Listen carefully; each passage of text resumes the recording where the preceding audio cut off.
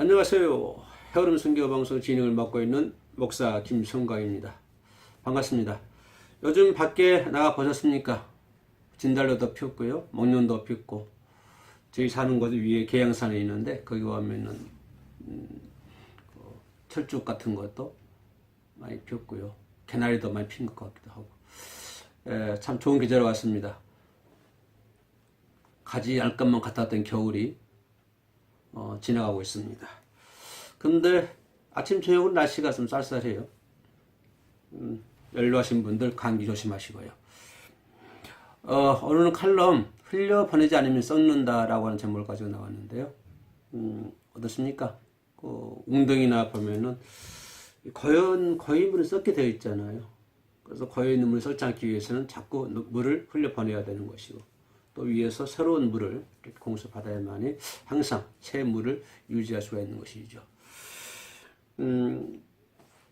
우리 성도들이 지향해야 하는 것은 또 많은 어떤 목표를 가지고 있죠. 또 하나님 믿는 크리스찬으로서의 하고자 하는 일들이 많이 있을 것입니다. 이 방송을 시청하신 분들은 더더욱 많은 분야에 종사를 하고 계신 줄로 믿습니다만은, 특별히 우리가 성령 받기를 원합니다. 이 방송을 시청하신 선생님도 마찬가지죠. 성령 충만히 받기를 원하고 계시죠.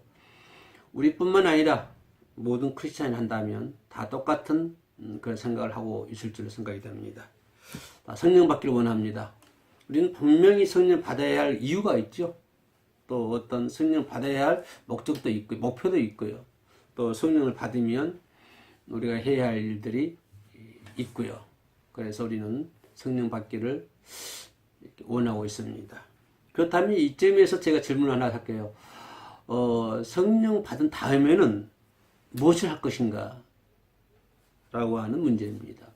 성령 받고 난 다음에는 무엇을 할 것인가? 아무 목적도 이유도 없이가 성령만 달라고 한다기보다는 우리가 성령 받으면 그 다음에 해야 할 일이 많이 있지 않습니까? 그래서 그 다음 하는 일을 이루기 위해서는 우리는 성령 충만히 받기를 원하고 있습니다. 하나님은 우리들에게 항상 생수의 강을 흘려 보내주시죠. 우리가 뭐를 통해서, 예배를 통해서 또 어떤 찬양을 통해서 하나님은 항상 우리들에게 신선한 새로운 성령 생수의 강을 이렇게 부어주십니다. 근데 어떻게 생각하십니까? 우리가 받은 하나님께서 주신 그 생수를 흘려 보내지 않고 그대로 내 안에 고이 쌓고만 있다고 한다면 어떻게 되겠습니까? 흘려보내지 않는 강물은 썩는 것처럼 역시 우리가 하나님께로부터 받은 그런 생수의 강도 흘려보내지 않으면 썩게 된다고 하는 사실입니다. 자꾸 세상으로 하나님께로부터 받던 생수의 강을 또 우리는 그 세상으로 흘려보내야 된다고 하는 사실입니다. 만약에 그 과정이 거치지 않는다 한다면 그 생수의 강은 내 안에서 고이게 되고 오래되면 결국은 썩게 된다고 하는 것입니다. 생수의 강이 내 안에서 쌓이게 되고 그것이 흘려보내지 않고 계속적으로 오랫동안 쌓이게 된다고 한다면 그것은 썩고 만다고 하는 사실입니다. 사무엘상 17장에 나오는 다윗의 고백 여러분 들어보셨죠? 하나님께서는 우리에게 아주 중요한 사실을 다윗의 장막을 통해서 다윗의 고백을 통해서 우리들에게 제시해주고 있습니다. 우리들에게 알려주고 있습니다. 다윗은 거기서 뭐라고 고백을 하냐면요, 제가 한번 읽어보면요, 다윗이 사울에게 말하되 주의 종이 아버지의 양을 지킬 때에 사자나 곰이 와서 양떼에서 새끼를 물어가면 내가 따라가서 그것을 치고 그 입에서 새끼를 건져내었고 그것이 일어나 나를 해하려고 하면 내가 그 수염을 잡고 그것을 쳐 죽였나이다 라고 하는 짤막한 다윗의 고백입니다. 이 짤막한 다윗의 고백임에도 불구하고 그 안에는 여러 가지 그 내용들이 들어 있습니다. 여러 가지가 있는데요. 자, 우리는 다윗은 어떤 사람을 생각하십니까? 다윗은 참 예배자라고 우리는 생각할 수가 있죠. 또 다윗은 야전의 전사, 그 밖에서 양들 지키는 그런 일을만 했기 때문에 다윗은 참된 예배자요, 다윗은 참된 야전의 전사다라고 우리들은 얘기를 하고 있습니다. 쉽게 말하면 다윗은 야성적인 영성을 소유하고 있는 사람이다라고 하는 것이죠. 야성적인 영성이다. 야성적인 영성을 소유하는 예배자가 다윗이다라고 얘기해도 우리는 무난할 것 같습니다. 야성적인 것을 소유한 예배자. 예. 자, 이 사무엘상 17장에서 나오는 이 다윗의 고백 속에서 사자는 고음을 누구를 의미합니까? 바로 양을 해치려고 하는 선한 양을 지옥으로 끌고 가려고 하는 사단, 악한 영들을 가리켜서 사자나 곰이다라고 비유를 했죠. 그러면 그 사자나 양의 입에 물려있는 양은 무엇을 의미합니까? 이것은 하나님께로부터 잃어버린 양들을 얘기해 주고 있죠. 하나님께서 찾으시는 양, 잃어버린 양, 하나님이 찾으시는 양이라고 우리는 생각해 볼 수가 있습니다. 우리 다윗은 성실한 목자다라고 우리는 또 우리가 평가할 수가 있죠. 양을 잡아먹으려고 하는 그런 사자나 곰을 그냥 내버려 두지 않고 그저 쳐 죽이는. 어떻게 생각하십니까? 진정한 목자, 성실한 목자라고 한다면 사자나 곰이 와서 양을 잡아먹으려고 한다면 그것을 그냥 그대로만 보고 있다고 한다면 우리는 이 삶을 가리켜서 성실한 목자다라고 얘기할 수가 없습니다. 그걸 보고만 했다고 한다면 참된 목자라고 얘기할 수가 없지요. 성실한 목자는 야전의 전사다라고 저는 말하고 싶습니다. 성실한 목자, 착한 목자, 야성을 소유한 목자. 목자라고 한다면 뭘까요? 야전의 전사다라고 우리는 얘기할 수 있게 야전의 전사. 다윗은 사자나 곰을 치고 그 입에서 새끼를 건져냈지 않았습니까? 그죠? 그래서 그 양을 구하지 않습니까? 이건 뭘 의미합니까? 악한 마귀들을 무찌르고 악한 마귀 손아귀에 있는 양들을 하나님의 양들을 찾아오는 것이 빼앗아오는 것이죠. 이것이 올바른 성실한 목자가 아니겠습니까? 다윗의 후손 인자가 오신 목적도 그거지 않습니까? 예수님께서 이 땅에 오신 목적이 무엇입니까? 바로 그 사탄들이 끌고 가려고 하는 양들을 구원하기 위해서 예수님께서 이 땅에 오시지 않았습니까? 누가복음 19장 10절 말씀 보면은 이런 말씀이 있어요. 인자가 온 것은 잃어버린 양을 구원하러 함이라 라고 주님께서 분명히 이 땅에 오신 목적을 우리들에게 본인께서 말씀을 하고 계십니다. 예수님께서 이 땅에 오신 목적이 잃어버린 양을 찾기 위해서 예수님은 이 땅에 오셨다라고 예수님은 말씀을 해주고 있습니다. 자, 예수님의 제자들 모습 볼까요? 성령 충만히 받은 제자들의 모습 어떻습니까? 오순절 이후에 성령 충만히 받은 제자들은 성령 충만히 받은 다음에 그들이 할 일이 뭐였습니까? 그들은 전도하지 않았습니까? 제가 처음에 성령 충만히 받고 그 다음에 무엇을 할 것인가 라고 하는 질문을 했습니다. 이 예수님의 제자들은 성령 받고 난 다음에 뭘 했냐 보니까 전도를 했더라고요. 그리고 그들이 예수의 이름으로 핍박당하는 것을, 능욕당하는 것을 오히려 기뻐하는 것을 볼 수가 있습니다. 이것이 성령 받은 자들의 아주 표준적인 모습이죠. 성령 받으면 뭘 합니까? 전도하게 되는 것이죠. 성령 받으면 뭐 합니까? 예수의 이름으로 능력받고 예수님의 이름으로 핍박받는 것도 오히려 기뻐하고 즐거워하는 그런 모습들이 성령 받고 난 다음에 제자들의 모습이 아니겠습니까? 자, 한국에서도 다윗의 장막 운동 회복이, 다윗의 장막 회복 운동이 반드시 일어나야 될 줄로 믿습니다. 또 이 해오름 선교 방송을 시청하신 모든 분들도 나와 같은 것에 동감하리라 믿습니다. 자, 영적 분위기에, 그죠? 이런 예수님 그 예수님의 영적인 분위기, 다윗의 야전의 전사, 올바른 예배자 이런 영적 분위기를 관가해서는 안 된다고 하는 것입니다. 다윗의 장막 회복 운동은 다윗의 야성도 회복해야 된다고 하는 것입니다. 다시 말씀드리면 성실한 목자라고 하는 것은 야성적인 그죠? 그러한 영성을 소유해야 된다고 하는 것입니다. 바로 그런 다윗의 야전적인 영성이 바로 예수의 영성이다라고 저는 말씀을 드릴 수가 있겠습니다. 그러면 다윗의 야전 회복 운동은 더 깊게 들어가면 뭐가 되겠습니까? 예수님의 영성 회복 운동이라고 얘기할 수 있겠습니다. 그러면 예수님의 영성 회복 운동이 무엇입니까? 예수님께서 이 땅에 오신 목적을 이루는 것이죠. 그것이 무엇입니까? 잃어버린 양을 찾는 것이죠.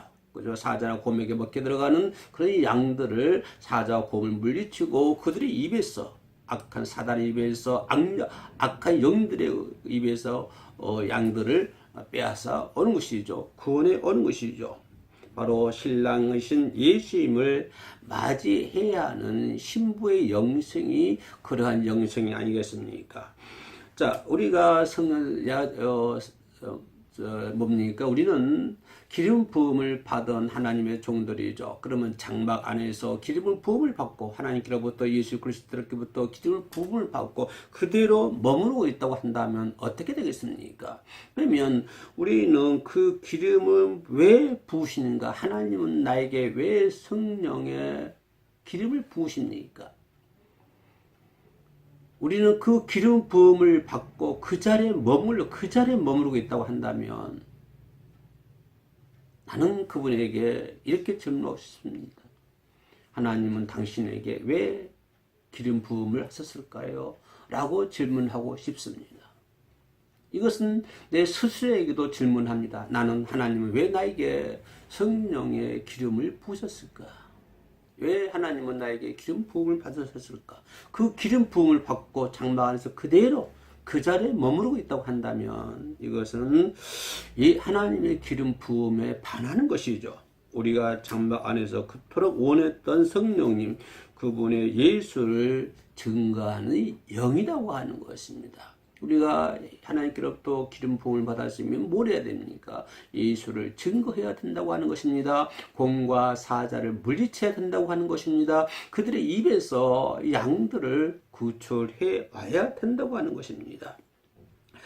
내가 아버지께로부터 너에게 보낼 보혜사 곧 아버지께로부터 나오신 진리의 성령이 오실 때 그가 나를 증언할 것이요 라고 얘기해 주고 있습니다.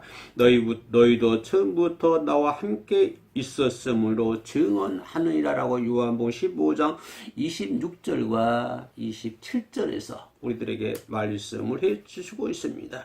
자, 여기에서 증언하느니라 라고 하는 이 말을 번역된 것을 원문에 보니까 뭐라고 얘기했냐면 반드시 증언해야만 한다라고 얘기합니다.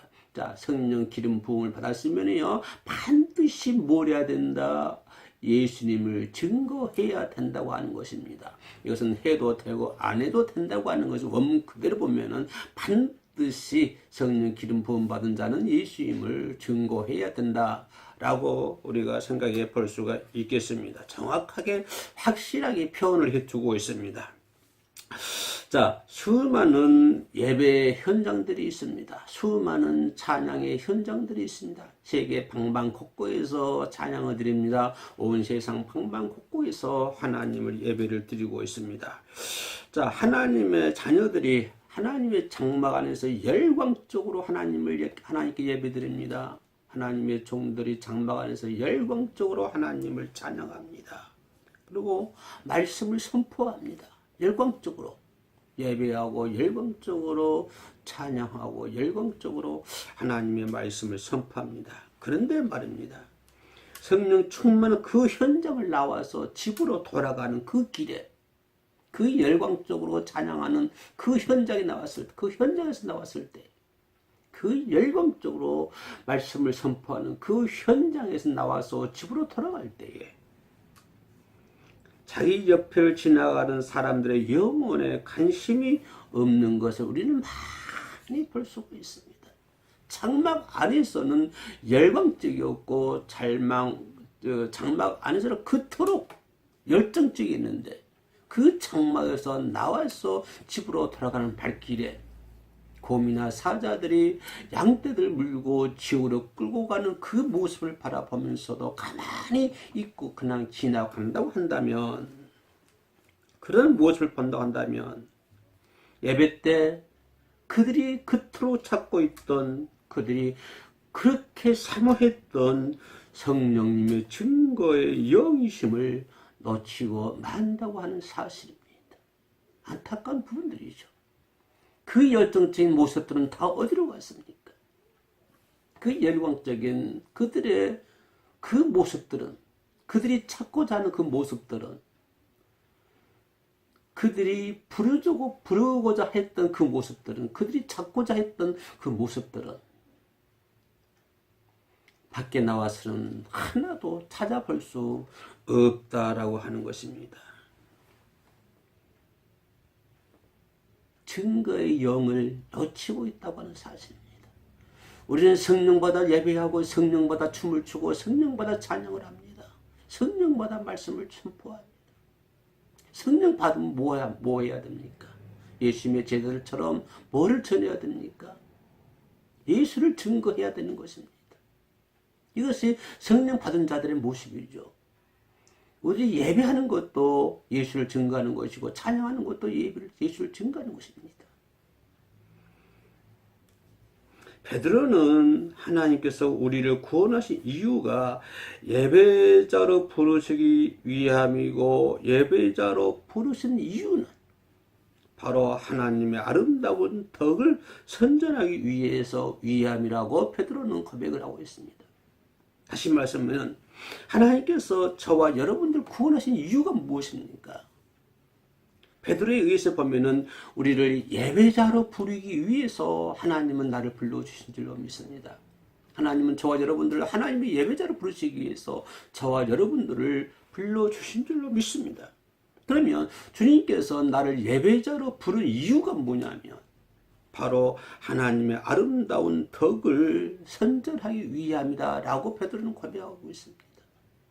하나님께서 나를 예배자로 부르고 그러기 예배자로 부르신 이유가 하나님의 선전하기 위해서, 하나님을 증거하기 위해서, 다시 말하면 예수를 증거하기 위해서 하나님 우리를, 저와 여러분들 예배자로 부르고 있다라고 하는 이 엄연한 사실입니다.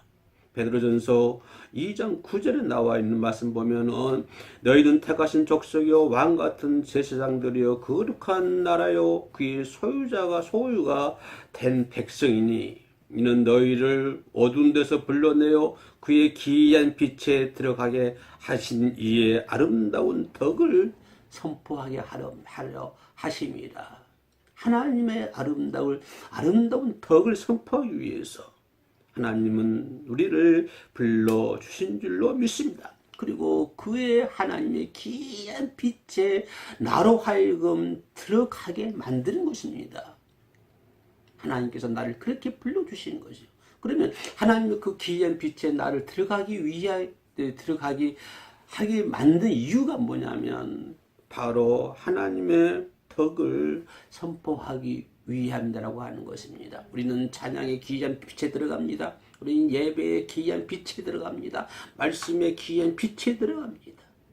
그 기이한 빛에 나로 하여금 들어가게 만든 이유, 원인이 뭐냐면 하나님의 아름다운 덕을 선전하기 위함이죠. 예수를 증언하기 위함이죠. 불신자에게 전도하는 자리가 바로 하나님을 찬양하는 자리입니다. 우리는 하나님을 찬양합니다. 하나님을 예배합니다. 불신자에게 전도하는 자리가 바로 예배의 자리요, 불신자에게 전도하는 자리가 바로 찬양의 자리입니다. 우리 세월은 선교방송에서도 일주일에 한 번씩 모여서 콘서트를 합니다. 하나님을 찬양합니다. 하나님을 찬양한다고 하는 것은 바로 불순자에게 전도하기 위함입니다. 찬양이 무엇입니까? 찬양이라는 것은 하나님을 칭찬하고 하나님을 자랑하는 것이 찬양입니다. 하나님께서 먼저 믿은 사람들이 하나님을 모르는 이에게 다 있어. 하나님은 창조자이고 구원자이시고 사랑이라고 하는 것을 자랑하기를 애타게 원하는 것입니다. 찬양은 하나님을 자랑하기 위함입니다.